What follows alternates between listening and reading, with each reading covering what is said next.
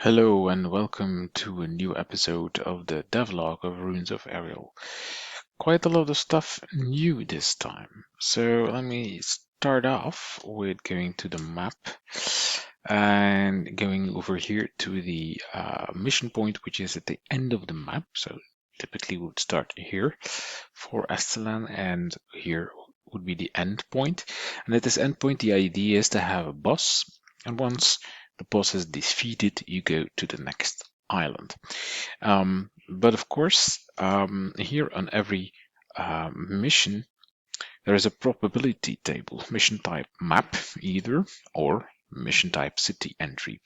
And based on that probability table, you will have like a battle or continue, have a gift or something like that, or move into the city if it's mission type city entry. So in order to force the game to go to boss battle here, I have introduced a new probability table for mission type boss. And this mission type boss really results in picking one specific mission type, which I've added. And this mission type is called boss here, and there's only one type of action that can be done, and that is this boss action, basically.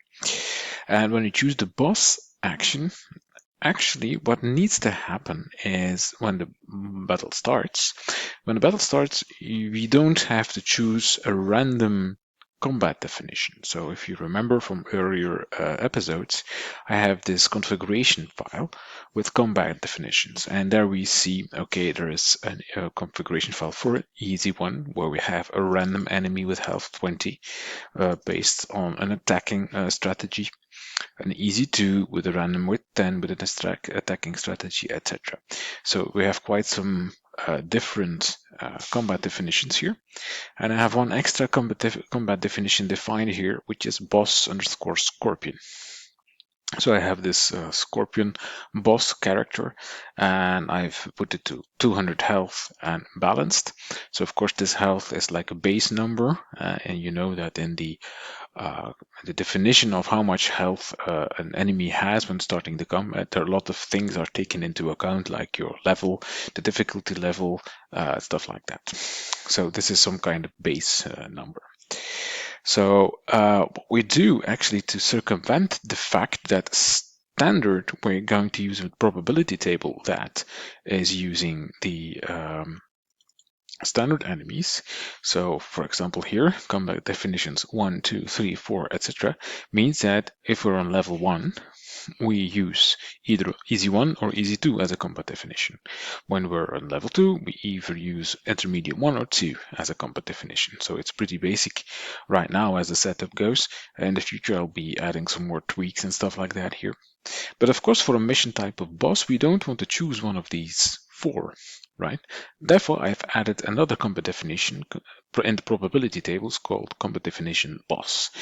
And actually, there's only one entry right now. As I create more bosses, I will create more entries in this combat definition, of course.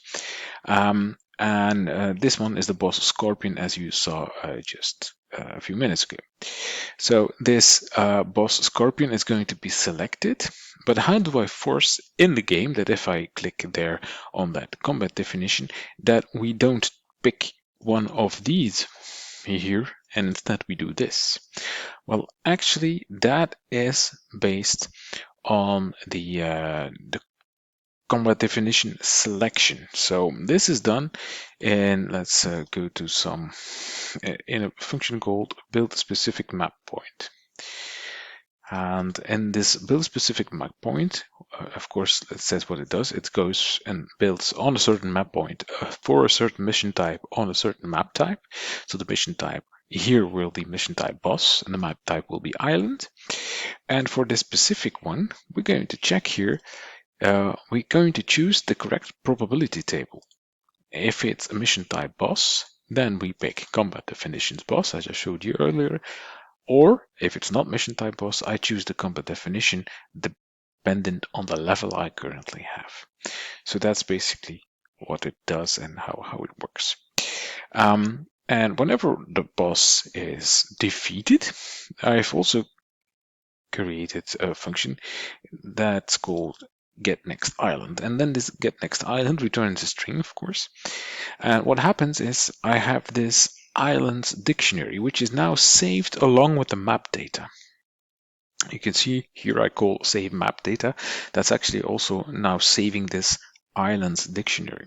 And what I do is I go and if that one is empty, what I do is I add all of the possible islands. So right now there is only 2, but as I create more islands, I will add them here. And then we check, okay, depending on how much items are in this island, I will choose one random one. I will result that, put it in the result. I will delete that key from islands, and I'll save the map data and result that. So the next time get next island is called, for example, the first time we get Island Estelen is removed, and the next time the only one left is Island Asgonia. So that means that as the game progresses and I have more and more islands, there will be a random island chosen, but as the game progresses, while we don't die, we always get another island. So you go to random islands one by one as the game progresses and never return to the same island. That's what this is supposed to do. Great. So next to that, I have quite some other content. I've been creating quite some content to get the game more interesting. So the first thing I'm going to show you is, let's see, let's start with Iron Glove. Iron Glove is an artifact. Let's see what it does.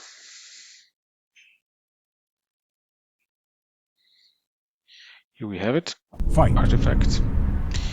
Every time you play a skill card, gain 10 gold. So this is a skill card, for example. You can see it in the item list chalice. Of course, I've added a lot of skill cards in this sandbox definition. So I'll play one, and then we have 10 gold. So that's this Iron Glove. So the next one, let me show you. The next one is called Quiver, and let me show what Quiver does.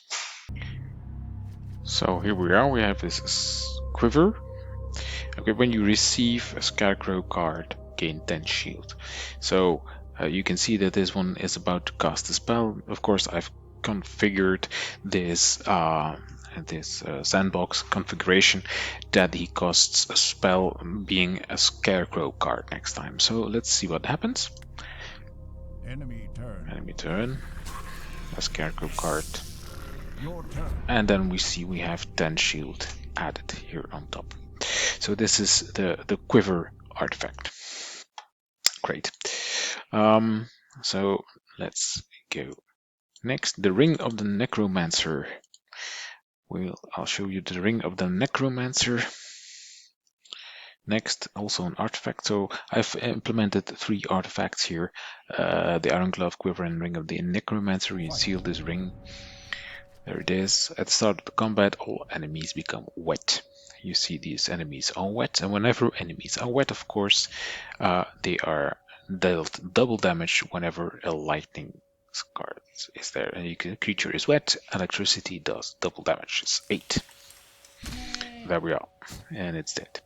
So this wet configuration here, I've expanded quite a bit on this wet configuration here in this turn. So this is only one thing that we do here for this wet configuration.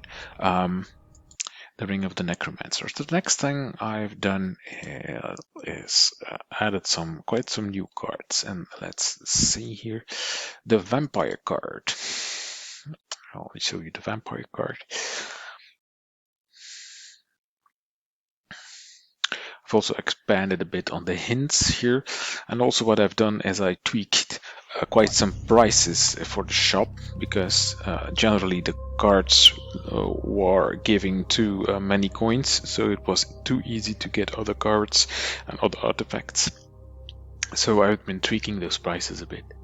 And here we have the Vampire card. Remove 5 attack and add it to your shield. Remove from deck. So what I'm going to do here, I'm going to remove 5 attack here. and we add it to our shield. So this is it's become 7 because I think this here has Alfrin has defense level 1, and that's why it adds 2 to the 5 here, and it's removed 5 from the 6 here. So that's the vampire card. It's like sucking the attack out of the enemy. That's what it does essentially. So okay. So what I've also done, this wet configuration, an enemy can become wet. And in order to implement that, I've also implemented the flood and the tsunami card.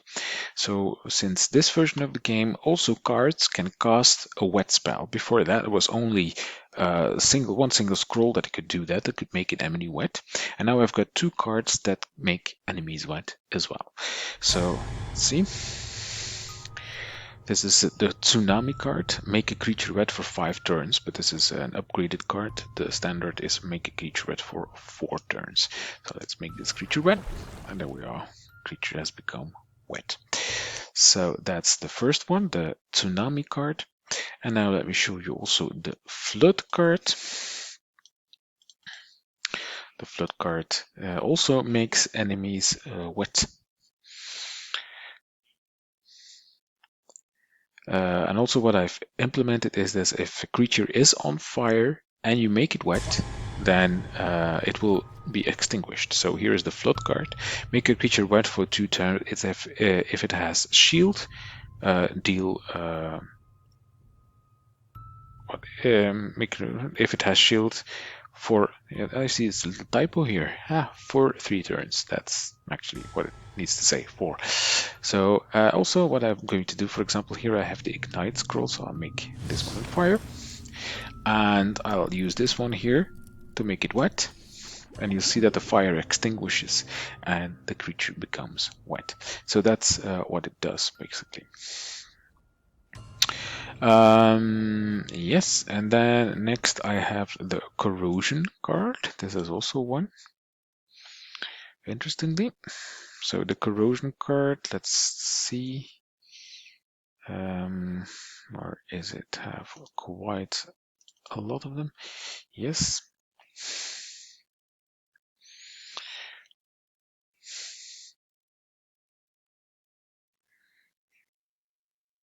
Here we are.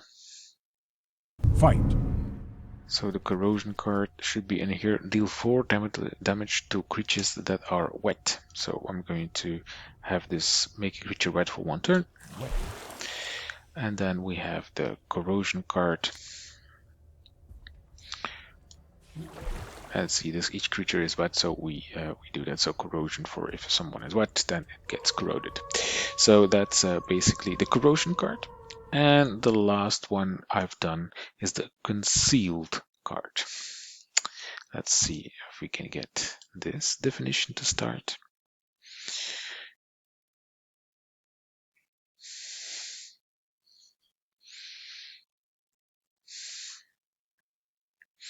Here we are. The concealed card, what it does is deal 2 damage. If you're invisible, deal 5 damage. So I have this scroll, Invisible. makes myself invisible, and this one deal 5 damage because I am invisible. So this is the concealed card. Great. So that's about it for this week. So I hope you like it. As always, hope to see you next time. Please like, please subscribe. Bye bye.